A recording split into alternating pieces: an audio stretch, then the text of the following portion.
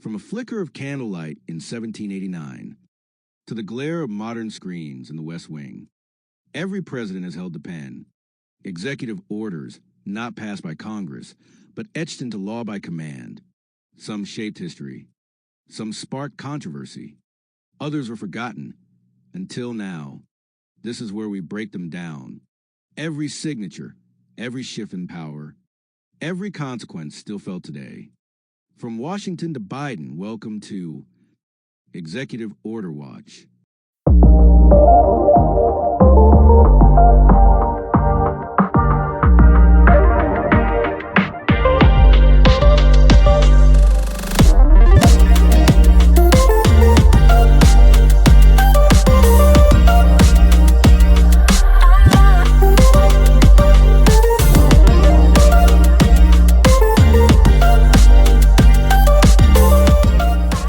Democracy, we live for it. For democracy, we fight for it. For democracy, we've died for it. And for democracy, we watch it.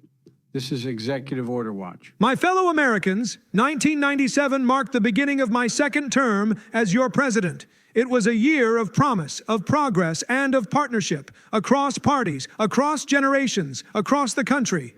I came into that year with one clear goal: to build a bridge to the 21st century and to make sure no one got left behind crossing it. We were blessed with a strong economy. The American people were working hard, and the numbers reflected it. Unemployment was low, inflation stayed in check, and we saw the birth of thousands of new businesses, many of them riding the wave of innovation in technology. The internet was no longer an experiment. It was becoming part of daily American life, in homes, in classrooms, and in workplaces from coast to coast. But prosperity alone wasn't enough. We had to ensure our success reached every corner of the country, that it touched children, working families, veterans, and our most vulnerable citizens. That's why I fought to create the Children's Health Insurance Program, and I was proud to sign it that year. CHIP gave millions of kids the medical care they needed, and it still does to this day. In 1997, we also passed the Balanced Budget Act, not just as a matter of fiscal policy, but as a commitment to future generations, proving that government can be both compassionate and responsible. And I'll never forget the moment we reached that historic agreement, Democrats and Republicans working together. It wasn't easy, but it was the right thing to do. We also delivered the Taxpayer Relief Act, which helped working families keep more of what they earned. It gave birth to the Roth IRA and expanded the child tax credit, tools that Americans still use today to build a better future. Around the world, challenges rose. The Asian financial crisis tested our global economy, but we stood with our allies and we worked through the international institutions, the IMF, the World Bank, to prevent a wider collapse. Because when the global economy wobbles, American workers feel it. Back home, our imagination soared. NASA's Pathfinder mission landed on Mars, a stunning triumph of American science and spirit. We sent a robot named Sojourner across the red planet. That little rover reminded us what we can achieve when we invest in discovery. And in December, I joined other world leaders in signing the Kyoto Protocol, a global agreement to fight climate change. I believed then, and I believe now, that we owe it to our children and grandchildren to protect the only planet we've got. While the road since then has been long and uneven, that treaty was a turning point. It helped lay the groundwork for everything from the Paris Agreement to clean energy innovation today. In 1997, I led with optimism, with conviction, and with a deep belief that government should be a force for good, not just for the privileged few, but for the many. We worked to modernize, to innovate, to unite, and I used every tool I had to move this country forward, including the power of the executive order.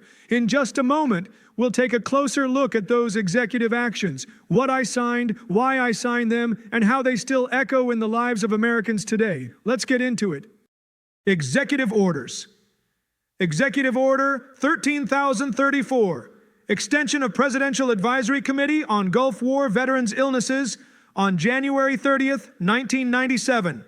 Executive Order 13,035 Advisory Committee on High Performance Computing and Communications, Information Technology, and the Next Generation Internet on February 11th, 1997. Executive Order 13,036 establishing an emergency board to investigate a dispute between American Airlines and its employees, represented by the Allied Pilots Association on February 15, 1997. Executive Order 13,037, Commission to study capital budgeting on March 3, 1997. Executive Order 13,038, Advisory Committee on Public Interest Obligations of Digital Television Broadcasters on March 11, 1997. Executive Order 13,039, exclusion of the Naval Special Warfare Development Group from the Federal Labor Management Relations Program on March 11, 1997. Executive Order 13,040, amendment to Executive Order 13,017, Advisory Commission on Consumer Protection and Quality in the Healthcare Industry on March 25, 1997. Executive Order 13,041, further amendment to Executive Order 13,010, as amended on April 3, 1997. Executive Order 13,042, implementing for the United States Article 8 of the Agreement, establishing the World Trade Organization concerning legal capacity and privileges and immunities on April 9, 1997. Executive Order 13,043, increasing seatbelt use in the United States on April 16, 1997. Executive Order 13,044, amending Executive Order 12,752, implementation of the Agricultural Trade Development and Assistance Act of 1954, as amended, and the Food for Progress Act of 1985, as amended on April 18, 1997. Executive Order 13,045, protection of children from environmental health risks and safety risks on April 21, 1997. Executive Order 13,046, further amendment to Executive Order 12,975 of May 16, 1997, extension of the National Bioethics Advisory Commission on May 16, 1997.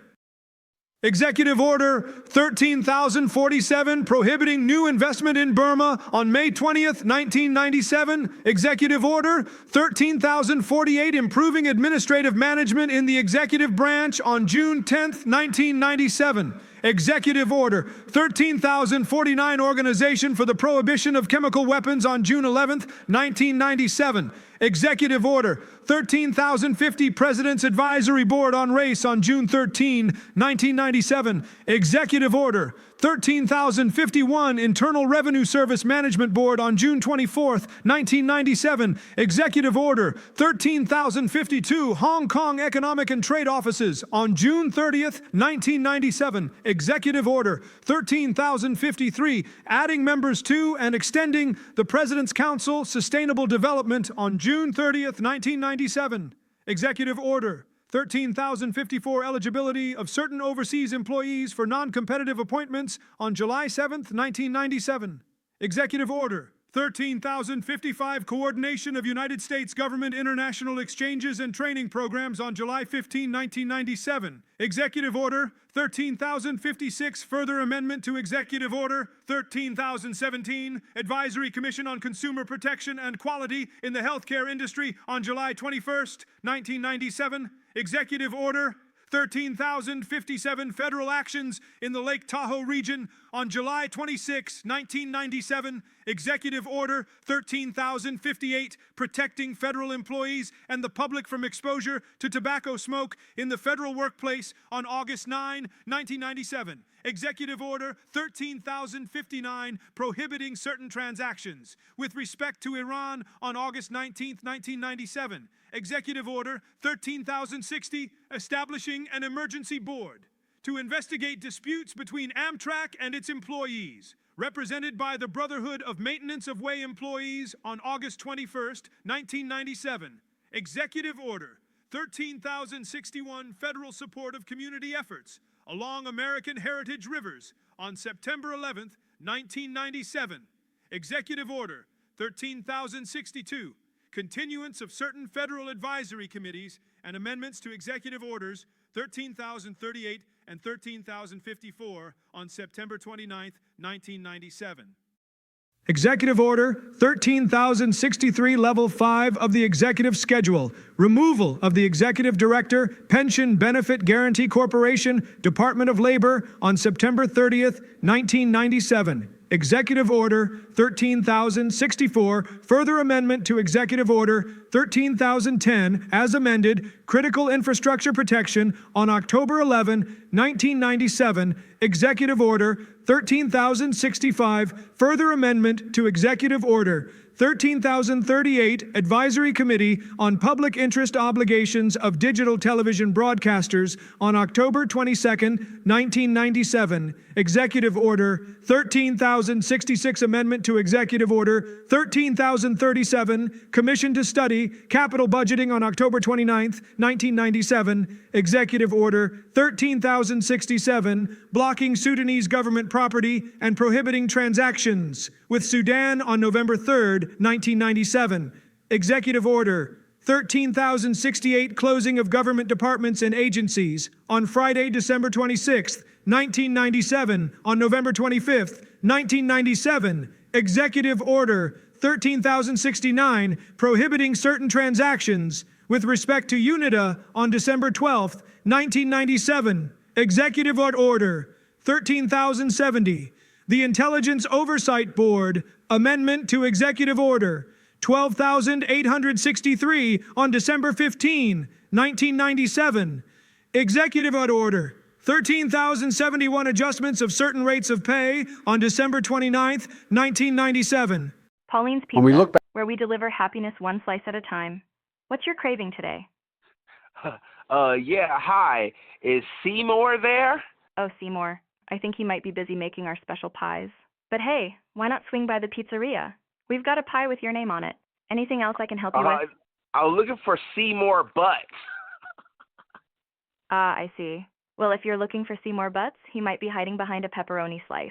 Anything else I can do for you today? No, that's it. Hi, I'm Terrence, a marketing professional with a passion for helping your business grow smarter and faster.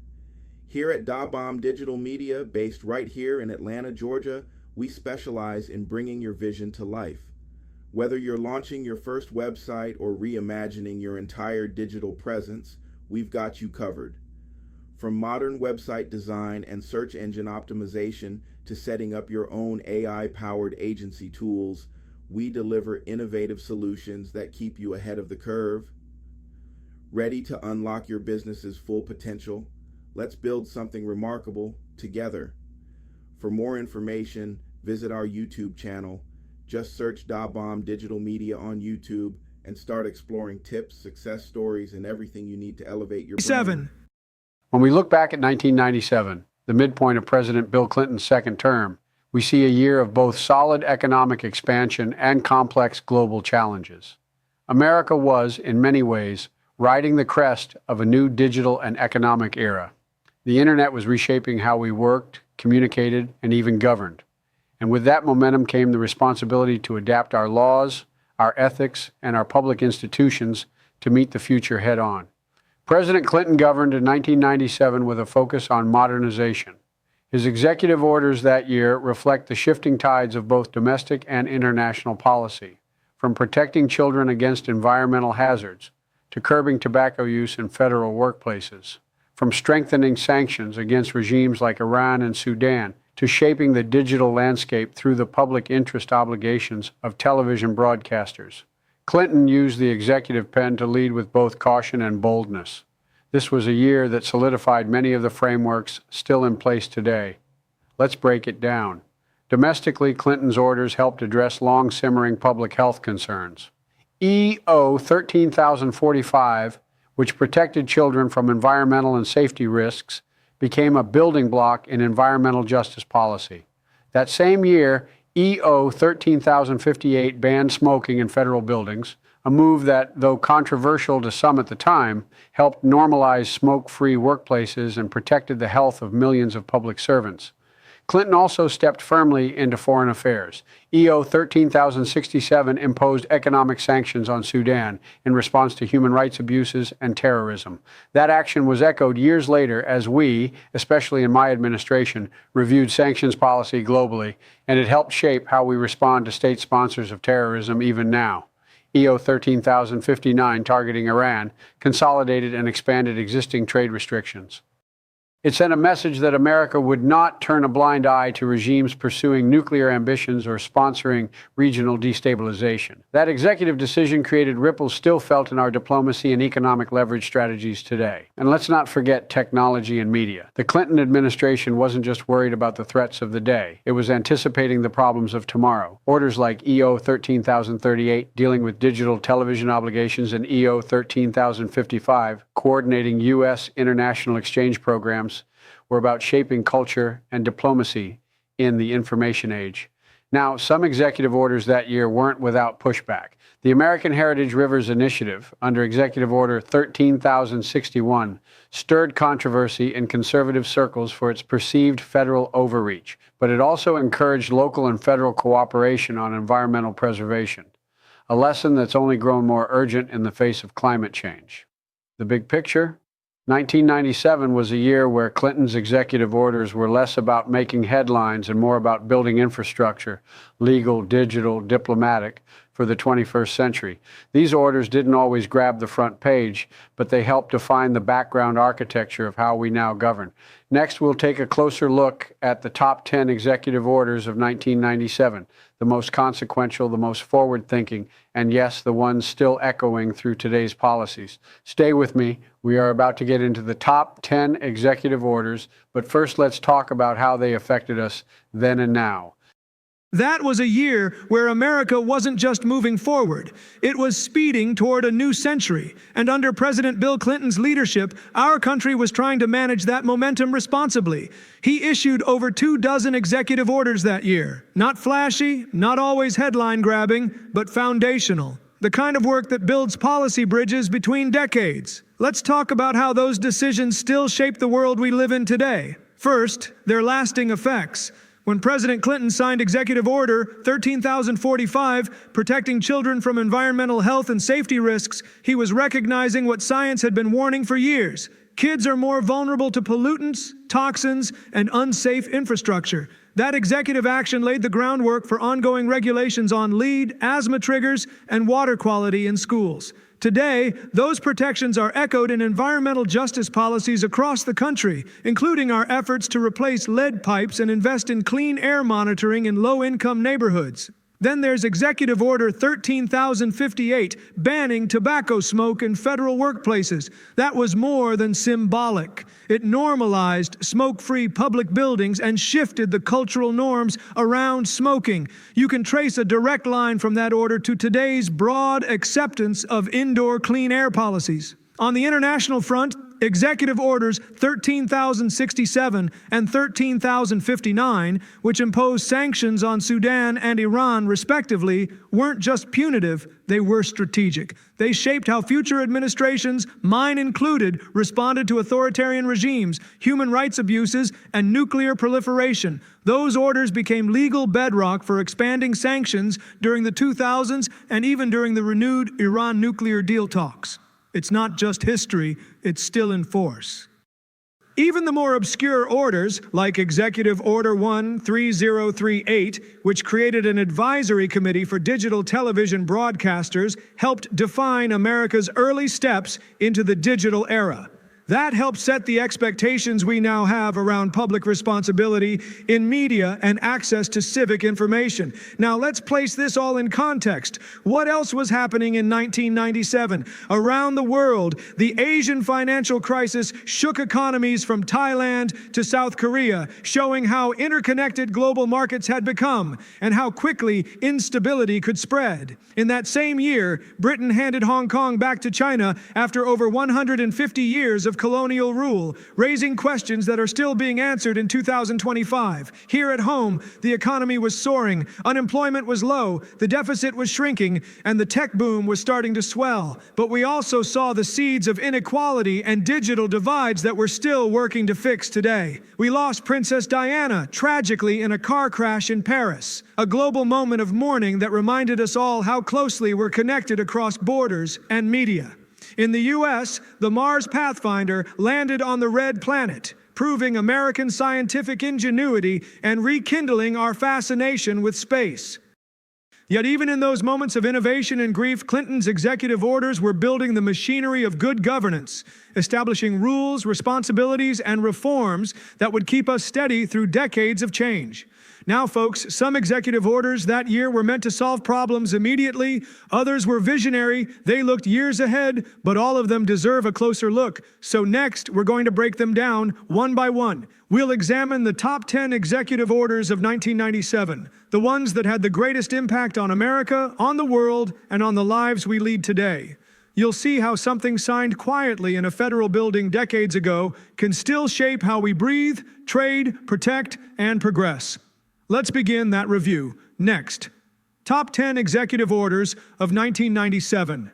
Number 1, Executive Order 13045, Protection of Children from Environmental Health Risks and Safety Risks, signed April 21, 1997. Context: Clinton signed this just days before Earth Day, responding to growing public concern over asthma rates in children, lead in schools, and toxic exposure. Intent: to prioritize children's health in federal risk assessments. Agencies were ordered to evaluate environmental risks specifically affecting children. Impact in 1997 directed EPA, HHS, and other agencies to amend existing protocols. School lead paint, pesticide exposure, and urban air pollution became primary targets. Present influence, still enforced under EPA guidelines. The Biden administration uses this EO as a precedent for climate equity funding and school modernization. Number 2, Executive Order 13,058, Protecting Federal Employees and the Public from Exposure to Tobacco Smoke. Signed August 9, 1997. Context: decades after the Surgeon General's report on smoking, public health campaigns were ramping up. Intent: to eliminate smoking in federal buildings, protecting workers from secondhand smoke. Impact in 1997. It standardized federal building regulations and encouraged states and private employers to follow suit. Present influence. Considered a catalyst for modern smoke-free workplace laws. Also influenced cannabis policies in certain federal workplaces. Number 3, Executive Order 13,059, prohibiting certain transactions with respect to Iran, signed August 19, 1997. Context: after Iran's ties to terror attacks and WMD development, this executive order expanded existing sanctions. Intent: to block nearly all trade and financial transactions between U.S. entities and Iran. Impact in 1997. Severely limited business with Iran and aligned U.S. policy with international sanctions. Present influence. Forms part of the legal framework used in today's sanctions debates with Iran, especially post-JCPOA withdrawal and reinstatement discussions. Number 4, Executive Order 13,067, blocking Sudanese government property and prohibiting transactions. Signed November 3, 1997. Context: Sudan's support for terrorist groups and human rights violations in Darfur led to strong global condemnation. Intent: freezes Sudanese government assets and blocks U.S. persons from engaging in commerce with Sudan. Impact in 1997 symbolized a U.S. shift toward proactive foreign policy through economic pressure. Present influence. These measures were the legal origin for Darfur-focused humanitarian sanctions, echoed in later laws on Syria and Myanmar. Number 5, Executive Order 13,038, Advisory Committee on Public Interest Obligations of Digital Television Broadcasters, signed October 1, 1997. Context: As the U.S. prepared to transition from analog to digital broadcasting, questions emerged over media ethics and civic responsibility. Intent formed a committee to examine how broadcasters using public airwaves should serve the public good. Impact in 1997 sparked debates about equal time for political candidates, educational programming, and local news requirements.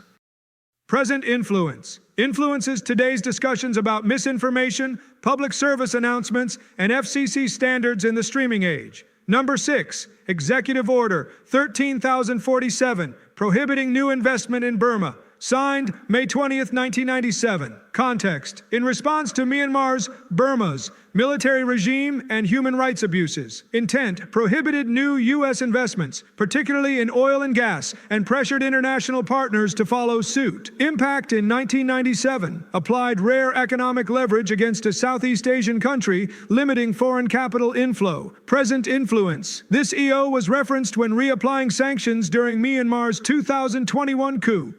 Number 7, Executive Order 13,057, federal actions in India and Pakistan regarding nuclear testing. Signed October 28, 1997. Context: India and Pakistan were preparing underground nuclear tests, escalating regional tensions. Intent: prohibited U.S. assistance to entities aiding India and Pakistan's nuclear programs. Impact in 1997. A diplomatic message prior to the 1998 nuclear tests, showing a proactive non-proliferation stance. Present influence: precedent for using federal contracts as a carrot-stick in arms control diplomacy. Number 8, Executive Order 13,010, critical infrastructure protection, signed July 15, 1996, carried into 1997 enforcement. Context: in response to rising concern about cyber terrorism and infrastructure sabotage. Intent: created the President's Commission on Critical Infrastructure Protection, covering energy, banking, transportation, and cyber systems. Impact in 1997 began interagency collaboration between DoD, DOE, and DHS precursors. Present influence: blueprint for today's CISA and Zero Trust federal IT policies. Number 9, Executive Order 13,021, tribal colleges and universities, continued through 1997 implementation. Context: Native American education disparities were widespread. Intent: increased federal support and coordination for tribal colleges. Impact in 1997 boosted federal grants and development programs for TCU campuses. Present influence: still renewed and expanded under Biden's equity executive orders. Number 10, Executive Order 13,050, President's Council on Food Safety, signed June 4th, 1997. Context: after several E. coli and food contamination scares, the U.S. needed a better cross-agency food policy. Intent: created a council to coordinate food safety across FDA, USDA, and CDC. Impact in 1997 brought long overdue synergy to food inspections and public alerts. Present influence laid the groundwork for today's digital foodborne illness tracking and food labeling standards. Summary: Clinton's 1997 executive orders reflected a transitional presidency, bridging Cold War mentalities with digital era realities. These directives touched public health, foreign policy, media ethics, nuclear containment, and Native American education. Many of these orders are still part of the legal scaffolding of today's policies, either renewed or cited in modern legislation. Some write history with blood, some with laws, but the sharpest stroke comes from the pen. Executive power ain't just a tool, it's a weapon wielded by the few, affecting the many. They sign it, we live it. They order it, we obey it. Here, watching, digging, remembering, from the plantation to the proclamation, from internment camps to civil rights stands, from surveillance laws to student loan draws. Order can change your life, and you might not even know it, but now you do. So stay locked in, stay woke, stay sharp. We ain't just talking about power, we tracking it. Executive Order Watch, and we ain't blinking.